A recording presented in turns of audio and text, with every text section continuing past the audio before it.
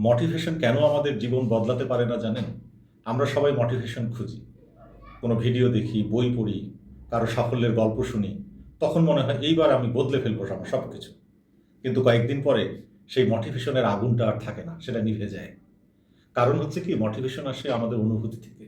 আর অনুভূতি আমাদের প্রতিদিন বদলায়। সেই কারণে মোটিভেশন একবার আসলে সেটা সবসময় থাকে না, এটা ক্ষণস্থায়ী। কিন্তু জীবনকে বদলাতে গেলে আপনি যদি সফল হতে চান, তাহলে আপনাকে শুধু মোটিভেশনের উপর নির্ভর করে থাকলে হবে না। আপনাকে হতে হবে ডিসিপ্লিন। ডিসিপ্লিন হচ্ছে সেইটা, যে কাজটা আপনি করবেন, ভালো লাগলেও করবেন, ভালো না লাগলেও করবেন। ইচ্ছা হলেও করবেন, ইচ্ছা না হলেও করবেন।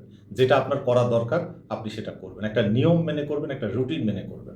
সেই কারণে আপনি যদি সফল হতে চান, তাহলে শুধু মোটিভেশনের উপর নির্ভর করবেন না। মোটিভেশন আপনার লাগবে, কিন্তু সফল হওয়ার জন্য আপনার ডিসিপ্লিন তৈরি করতে হবে আপনার জীবনে। তাহলেই আপনি সফল হতে পারবেন।